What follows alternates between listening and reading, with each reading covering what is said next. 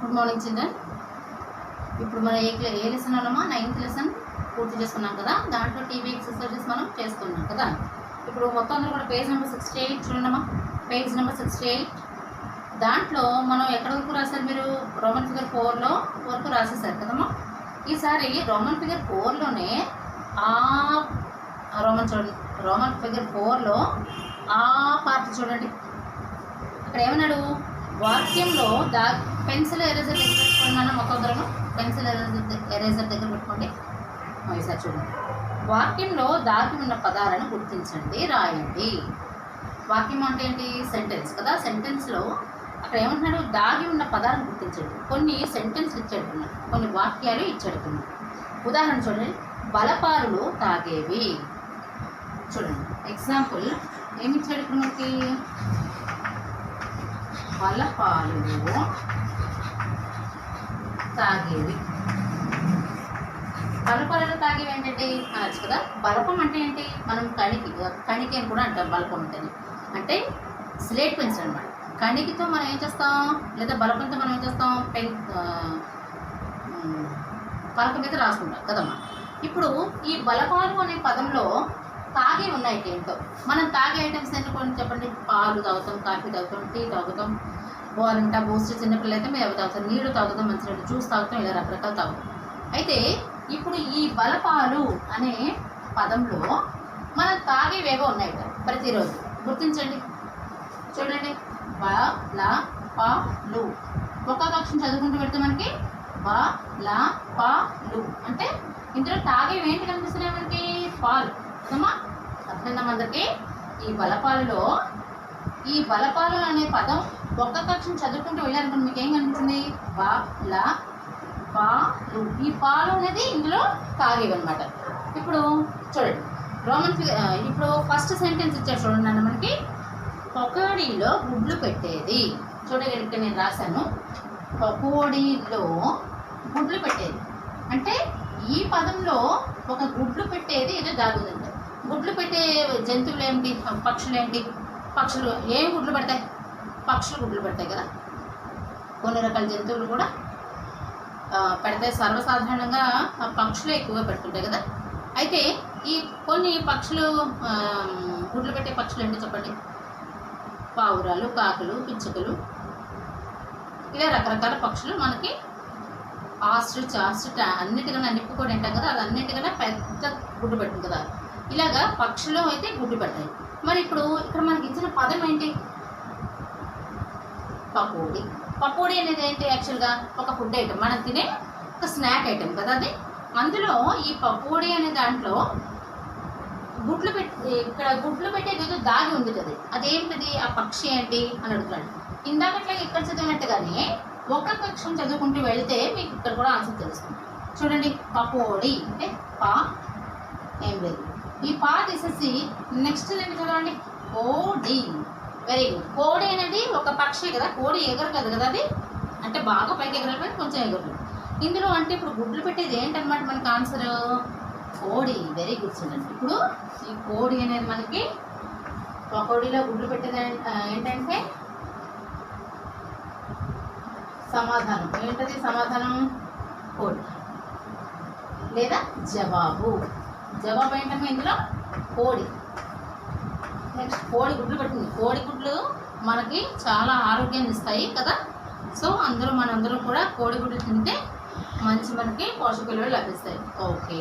Next భాగహారంలో నగ. నగ అంటే ఏంటి పిల్లలు?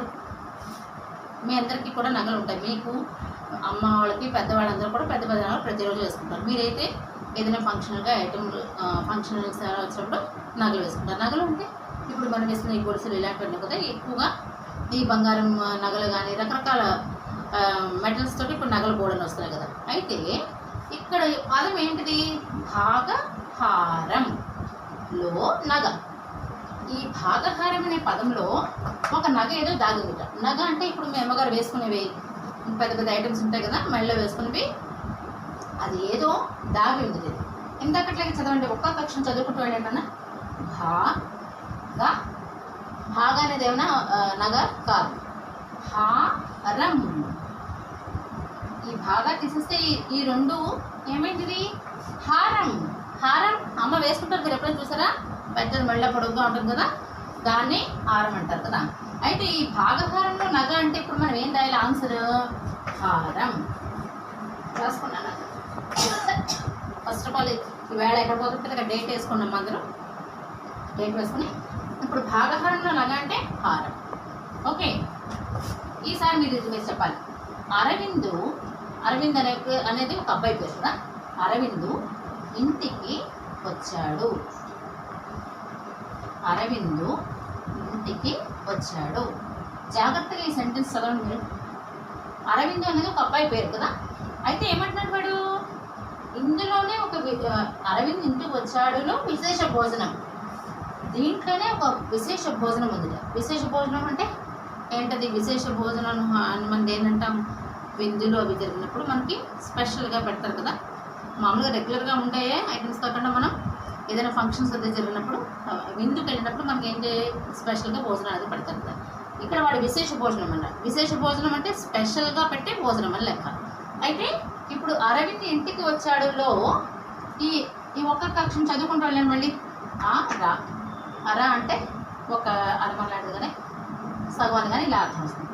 విందు ఎలా తీసేస్తే ఇందులో విందు అనేది ఏంటి? విశేష భోజనం. అరవిందులో విందు అనేది ఇక్కడ విశేష భోజనం. ఇందులో విశేష భోజనం అంటే ఆన్సర్ ఏదనమాట? విందు అని. అర్థమైందమ్మా అందరికీ? ఇలా చక్కగా ఇది పజిల్ లాంటిది మీకు చక్కగా కదా, మన బ్రెయిన్కి పదును పెట్టే అంశం ఇది. ఓకే, నెక్స్ట్ రోమన్ ఫిగర్ 5 సృజనాత్మకత. అంటే ఈ పాటను చూడండి, పొడిగించి రాయండి. పాటను చూసి చదివి మీ అంతా మీరు చక్కగా పొడిగించి రాయాలి. ఒకటి చెప్తాను చూడండి, నేను ఒకటి చదువుతున్నాను చూడండి. ఒక్కేసి పువ్వేసి చందమామ, ఒక్క ఝామాయే చందమామ, శివ పూజ వేళాయే చందమామ. ఆ పాప ఒక పాప ఎవరు చెప్తున్నారు చూడండి, పాట పడుతున్నారు చక్కగా. ఒక్కేసి పువ్వేసి చందమామ, ఒక్క ఝామాయే చందమామ, శివ పూజ వేళాయే చందమామ. ఒక్క ఝామాయే చందమామ, శివ పూజ వేళాయే చందమామ, శివుడింకరాడాయే చందమామ. వచ్చింది కదా. ఇప్పుడు ఈ ఒక్కేసి పువ్వే చందమామలో ఇక్కడ కింద మనకి 2 అని చెప్పి డాష్ ఇచ్చాడు. అక్కడ చక్కగా మీరు చదవండి. ఇప్పుడు మీరు పొడిగించండి, చూద్దాం మీరు ఎలా పొడిగిస్తారో. ఇక్కడ ఒక్కేసి పువ్వేసి చందమామ అన్నారు కదా. ఇక్కడ ఏం చేస్తారు మీరు? 2 పువ్వేసి చందమామ. ఇక్కడ ఒక్క ఝామని ఇందాక ఒక ఝామ కట్టే ఒక్క ఝామ అయింది కాబట్టి ఒక ఝామ అని చెప్పింది అమ్మాయి. ఇక్కడ మనకి 2 అని ఇచ్చారు కాబట్టి మీరు ఏం చేయాలన్నమాట? 2 పువ్వేసి అని దాన్ని మార్చుకోవాలి. 2 ఝామే చందమామ ఏం రాయాలి? 2 పువ్వేసి అన్నారు కదా. ఒక్కేసి పువ్వేసి ఒక్క ఝామ అయ్యే చందమామ. ఇక్కడ ఏం రాయాలి? 2 అనుకుంటే ఇక్కడ మనము 2 ఝాములు అయ్యే చందమామ అని రాయాలి.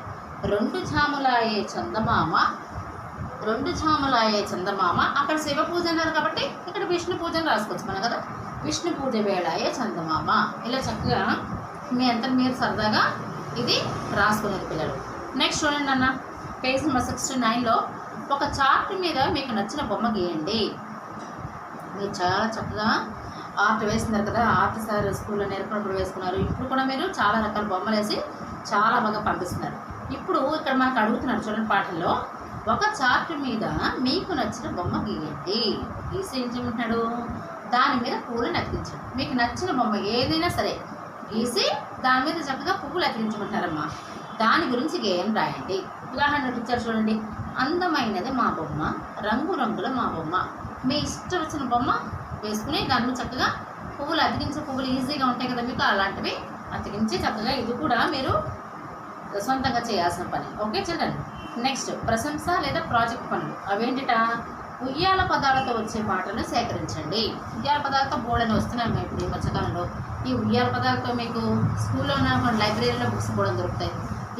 ఇప్పుడు లాక్డౌన్లోనే మనం ఎక్కడికి వెళ్ళడానికి లేదు కాబట్టి మీకు నెట్లో దొరుకుతాయి వెళ్ళలేవు. చక్కగా మీరు ఉయ్యాల పదాలతో పాటలను సేకరించాలంటే స్త్రీల పాటలు అని చూసారనుకోండి మీకు ఇది దొరుకుతుంది. ఓకేనా. నెక్స్ట్ చూడండి. ఏమన్నాడు? మీ స్నేహితుల ఇళ్ళకు వెళ్ళి పండుగ శుభాకాంక్షలు ఎలా చెప్తారు? శుభాకాంక్షలు అంటే గ్రీటింగ్స్ కదా. ఇప్పుడు ఫర్ ఎగ్జాంపుల్ ఇప్పుడు న్యూ ఇయర్ వచ్చింది, ఇప్పుడు మీరు ఏం చెప్తుంది? హ్యాపీ న్యూ ఇయర్ అని చెప్తారు కదా. అలాగే ఇప్పుడు ఫర్ ఎగ్జాంపుల్ ఉగాది పండుగ వచ్చింది అనుకోండి, అప్పుడు ఏమని చెప్తారు మీరు? ఉగాది శుభాకాంక్షలు. మీ ఫ్రెండ్ ఎవరో ఒకరు ఉన్నారనుకోండి, ఉగాది శుభాకాంక్షలు. అలాగే క్రిస్మస్ పండుగ వచ్చిందనుకోండి, అప్పుడు ఏం చెప్పాలి? హ్యాపీ క్రిస్మస్ అనేది ఇంగ్లీష్ చెప్తాం. క్రిస్మస్ శుభాకాంక్షలు. అలాగే ముస్లిమ్స్ పండుగ వచ్చే రంజాన్ పండుగ వస్తే ఈద్ ముబారక్ అని చెప్తారు కదా మీరు. అలాగే రంజాన్ పండుగ కదా వాళ్ళకి, అందుకని మీరు ఏం చెప్తారు? రంజాన్ శుభాకాంక్షలు. ఇలాగా మనం ఏ పండుగ అని చెప్పినా ఆ పండుగ పేరు చెప్పి జస్ట్ శుభాకాంక్షలు అని చెప్తే మనం సరిపోతుంది. అదే కాకుండా ఇంకా పిల్లలు మన పుట్టినరోజు కూడా మనం పండుగలాగా జరుపుకుంటాం కదా. అయితే ఆ పుట్టినరోజు పండుగ కూడా మనం హ్యాపీ బర్త్డే అని చెప్తారు కదా. అయితే మీరు మీ ఫ్రెండ్కి కూడా ఏమని చెప్పచ్చు, లేదా మీ ఇంట్లో వాళ్ళకి ఏమని చెప్పచ్చు? మీకు ఇష్టమైన వాళ్ళు ఎవరికైనా సరే బర్త్డే విషెస్ చెప్పాలి అనుకోండి, మీరు ఎవరైనా చెప్పచ్చు? పుట్టినరోజు శుభాకాంక్షలు అని చెప్పచ్చు. ఓకేమ్మా? ఈ శుభాకాంక్షలు ఎప్పుడు చెప్తాం? సంతోషకరమైనప్పుడు మనం ఇలాంటి శుభాకాంక్షలు చెప్తాం. పండగకైనా పుట్టినరోజుకైనా అలా అంటే ఏమైనా ఫంక్షన్స్ వస్తే మనం శుభాకాంక్షలు తెలియజేస్తాం మన ఫ్రెండ్స్కి కదా. నెక్స్ట్ మీ స్నేహితులు ఎవరెవరు ఏ ఏ పండుగలు జరుపుకుంటారో వివరాలు సేకరించి రాయండి. ఇది చాలా మంచిది పిల్లలు. ఇది మీరందరూ కూడా తప్పనిసరిగా ప్రాజెక్ట్ పనిలో చేయాలి. ఏది? మీ స్నేహితులు ఎవరెవరు ఏ ఏ పండుగలు జరుపుకుంటారో వివరాలు సేకరించి రాయండి. చక్కగా ఒక హోంవర్క్ నోట్స్ రాయండి, లేకపోతే ఓకేనా, లేదా చార్ట్ మీదైనా మీరు ఎక్కడో ఒకక్కడ రాసి దీనిని మీరు ఏం చేయాలి? చక్కగా ఇప్పుడు మీరు ప్రతిరోజు ఇప్పుడు సైన్స్ వాటిలో యాక్టివిటీస్ ఎలా చెప్తున్నారు కదా, అలాగే ఈ యాక్టివిటీ కింద ఇది చేయండి అన్న, బాగుంటుంది, చాలా బాగుంటుంది. మీ స్నేహితులు ఎవరెవరు, మీ ఫ్రెండ్స్ ఎవరొకరు ఉంటారు, వాళ్ళ పేర్లు రాయండి. వాళ్ళు ఏ పండుగ జరుపుకుంటారు జస్ట్ మీరు అది రాయడమే అంతే. ఓకేమా? ఏమో రాయాలి? ఫర్ ఎగ్జాంపుల్ ఇప్పుడు మీ ఫ్రెండ్ ఎవరో ఒకరు ఉంది, ఎవరో ఒక పాపో లేదా బాబో ఎవరో ఒకరు ఉంటాడు, మీ క్లాస్ వాళ్ళు ఎవరో ఒకరు ఉన్నారు, పిల్లల పేరు తెలుసుకోవాలి. మీ ఫ్రెండ్స్ వాళ్ళ పేరు రాసుకోవడం, వాళ్ళు ఏ పండుగ జరుపుకుంటారు, అలాగ చక్కగా వివరాలు సేకరించి వాళ్ళని అడిగి రాయమంటారు. కానీ ఇప్పుడు బయటకు వెళ్తే మీరు బయటకు వెళ్ళే అవకాశం లేదు కాబట్టి మీరు ఫోన్ అయినా చేసి కానీ మీరు చక్కగా వాటిని మీ ఫ్రెండ్ పేరు వాళ్ళు జరుపుకునే పండుగ జస్ట్ రాస్తారంటే. ఓకేనా? రాసి చక్కగా డిస్ప్లే చేయాలి. ఓకే? నెక్స్ట్ ఉంది ఇప్పుడు భాష గురించి తెలుసుకుందాం. రోమన్ ఫిగర్ 7 భాష గురించి తెలుసుకుందాం. ఇప్పుడు చూడండి, ఇది గ్రామర్ పార్ట్ అన్నమాట. ఆల్రెడీ మీరు ద్విత్వాక్షరం అంటే ఏంటి, సంయుక్తాక్షరం అంటే ఏమిటి నేర్చుకున్నారు కదా. వీటిలోనే ఫుల్ స్టాప్ ఎక్కడ వస్తుంది, ఆ తర్వాత ఇప్పుడు మీకు ఏమంటున్నాడు వాడు పాఠంలో ఎక్కడ కామా గుర్తు వచ్చిందో చూడండి. కామా అంటే ఏమిటి? విరామ చిహ్నాలు కొన్ని ఉన్నాయి చూడండి. ఇప్పుడు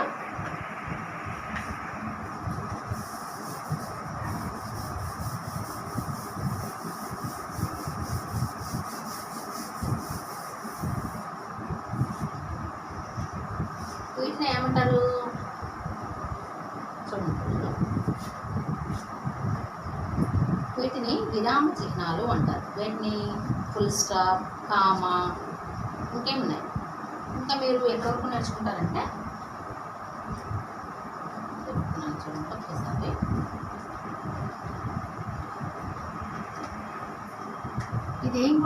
ఇదేంటిది మా ఇది ఫుల్ స్టాప్ కదా, దీన్ని లేదా చుక్క అంటారు. ఇది కామా. ఇది ఇలా ఉందనుకోండి, దాని ఏమంటారు? ఇన్వర్టెడ్ కామర్స్ అంటారు కదా మీరు. ఇలాగా ఇలాంటి గుర్తున్నాయి. ఇప్పుడు ఈ గుర్తుల్లో మీకు ప్రత్యేకంగా ఓన్లీ గ్రామర్ మీద ఒక వీడియో తీసి పెడతాను నేను, అది చూద్దాను ఏనన్నా. ఇప్పుడు దీంట్లో చూడండి, క్రింది పేరా చదవండి, గుర్తులు సరైన చోట ఉంచండి. ఈ పారాగ్రాఫ్లో నేను రాస్తున్నాను చూడండి, బోర్డు మీద రాసి మీకు ఏమని అడుగుతున్నాడు? ఈ గుర్తు చూడండి, ఈ గుర్తు ఇదేంటిది? కామా. కామా అంటే దాని విరామ చిహ్నాలు, దీన్ని కామా అని చదువుతాము. దీన్ని ఎందుకు ఉపయోగిస్తాము మనము ఈ సింబల్ని? ఒక సెంటెన్స్ చదివేటప్పుడు కానీ, ఒక పాఠం చదివేటప్పుడు కానీ మనం ఏం చేయాలి? సెంటెన్స్ ఒక పాఠం చదివేటప్పుడు లేదా ఒక పారాగ్రాఫ్ చదివేటప్పుడు మధ్య మధ్యలో మనం ఆగి చదువుకుంటాం కదా పిల్లలు. కంటిన్యూస్గా అలా చదువుకుంటూ వెళ్ళిపోం మనం కదమ్మా, చిన్న గ్యాప్ వచ్చి చదువుతాం కదా. అప్పుడు మనము ఇలాంటి లేదనుకోండి, ఇప్పుడు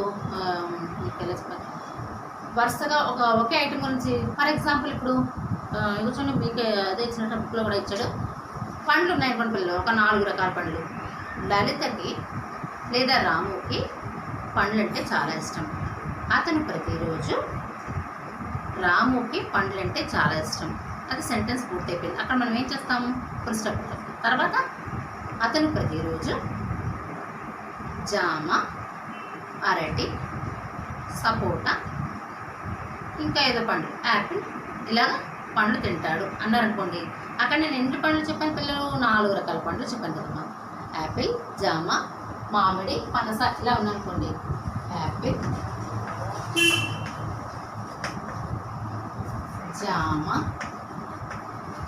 మామిడి ఇలా ఉన్నాయనుకోండి. ఇవన్నీ కూడా రకరకాల పండ్లు కాబట్టి మనం ఏం చేయాలి?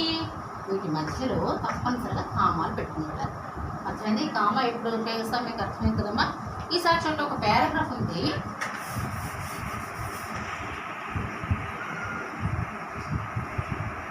చూడండి, దీపావళి పండుగకు నేను బోర్డు మీద రాస్తున్నాను. అది జాగ్రత్తగా అందరూ గమనించాలి. హిందీ పేరా చదవండి, కామా గుర్తును సరైన చోట ఉంచండి అంటున్నాడు. నేను బోర్డు మీద రాసిన చూడండి. దీపావళి పండుగకు టపాకాయలు కొందామని దీపావళి పండుగకు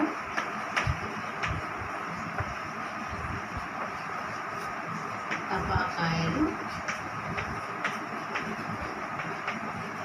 కొందామని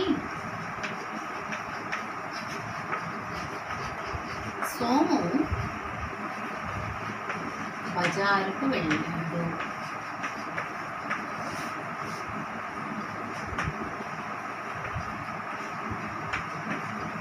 తర్వాత అక్కడ కాకర పువ్వుతులు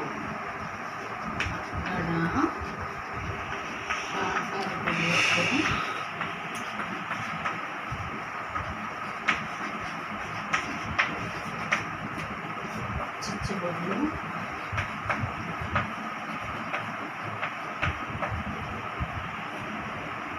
టపాసులు మా తమ్ముడు రాకెట్లు టపాసులు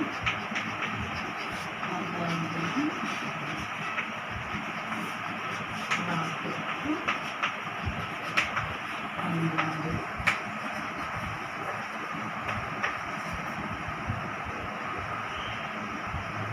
తన స్నేహితులు ఆనంద్, అరవింద్, నిశాంత్ మన స్నేహితులు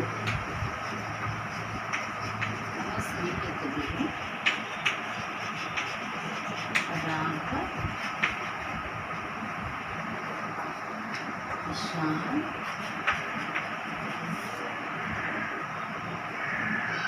ఆనంద్, అరవింద్, నిశాంత్ ఆనంద్, అరవింద్, విశాల్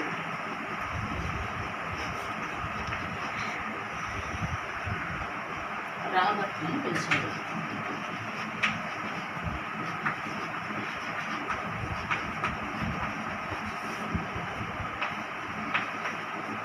అందరికీ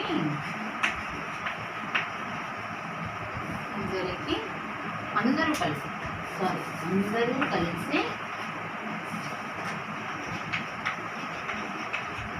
కలిసి ఏం చేశాక టపాసులు కాల్చారు.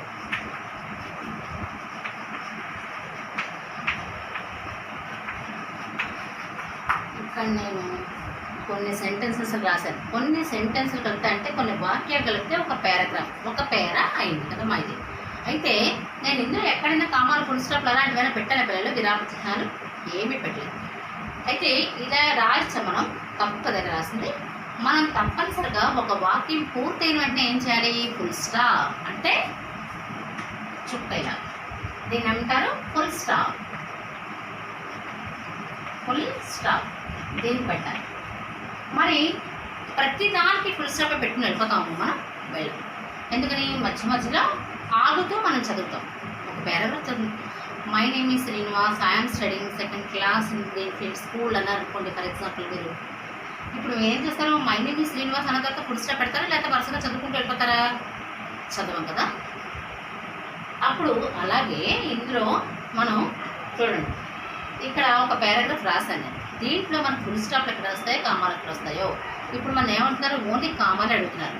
ఇక్కడ నేను సెంటెన్స్ ఇంత ఫుల్ స్టాప్ కూడా పెట్టలేదు, మీకు చెప్దామని నేను పెట్టలేదు. ఇక్కడ ఎక్కడ ఫుల్ స్టాప్, ఎక్కడ కామాలు వస్తే మనం జాగ్రత్త చూద్దాం. ఓకే చదువు. ఇప్పుడు చూడండి, దీపావళి పండుగకు టపాకాయలు కొందామని సోము బజారుకు వెళ్ళాడు. అక్కడ సెంటెన్స్ పూర్తయిపోయిందా లేదా? ఒక అబ్బాయి దీపావళి పండుగ వస్తే టపాసులు కొందామని ఎక్కడికి వెళ్ళాడు? బజార్కి వెళ్ళాడు. అక్కడ ఫుల్ స్టాప్ పెట్టాలా వద్దా? పెట్టాలి. తప్పనిసరిగా ఇక్కడ మనం ఏం చేయాలి? ఫుల్ స్టాప్ పెట్టాలి. అక్కడ కాకర పువ్వుతులు చుచ్చుకుంటే టపాసులు మతాబులు అలా వరుసగా చదివేస్తాం మనం. చదవకూడదు. ఎందుకని? ఇవన్నీ కూడా వేరు వేరు ఐటమ్స్ కదమ్మా. ఇవన్నీ కూడా వేరు వేరు ఐటమ్స్ కాబట్టి మనం ఏం చేయాలి? వీటికి మధ్యలో కామాలు పెట్టుకుంటూ వెళ్ళాలి. ఎక్కడ కామా పెడుతున్నాము? అక్కడ కాకర పువ్వొత్తులు. కాకర పువ్వొత్తులు మన అందరికీ తెలుసు కదా, దీపావళి కాలుస్తాం మనం. అక్కడ ఏం చేయాలి? కామా చిచ్చుబుడ్లు ఇంకా ఉన్నాయి కదా మరి. కాబట్టి కామా టపాసులు అంటే టపాకాయలు, కామా మతాబులు. మతాబుల తర్వాత ఇంకొక ఐటమ్ ఉంది కాబట్టి ఇక్కడ కూడా కామ పెట్టాలి మనం. మతాబులు రాకెట్లు కొన్నాడు. ఈ రాకెట్ల తర్వాత ఇంకొక ఐటమ్ లేదు కాబట్టి మనం ఇక్కడ కామ పెట్టాల్సిన అవసరం లేదు. కొన్నాడు తర్వాత మళ్ళీ ఫుల్ స్టాప్. తన స్నేహితులు రాబర్ట్. ఇక్కడ కూడా చాలామంది స్నేహితులు అన్నాడు. స్నేహితుడు అనలే కదా. స్నేహితులు అంటే ఏకవచనం, స్నేహితులు అంటే బహువచనం కదమ్మా. అయితే ఇతను ఏం చేశాడు? తన స్నేహితులు రాబర్ట్, ఆనంద్, అరవింద్, ఇషాన్. ఇషాన్లను పిలిచాడు. ఇషాన్ తర్వాత ఇంకో లేరు కాబట్టి మనం కామ పెట్టగలదు. ఇషాన్లను పిలిచాడు, మళ్ళీ పిలిచాడు. అందరూ కలిసి టపాసులు కాల్చారు, మళ్ళీ పిలిచాడు. అర్థమైంది కదా మీకు? ఎక్కడ మన కామాలు ఎక్కడ పెట్టాలో, పులుసలు ఎక్కడ పెట్టాలో మీకు అర్థమైంది కదా అందరికీ. ఇది బాగా నేర్చుకుని ఈ ఎక్సర్సైజ్లో కంప్లీట్ చేసి మీరు నాకు పంపించండి. ఓకే కదా?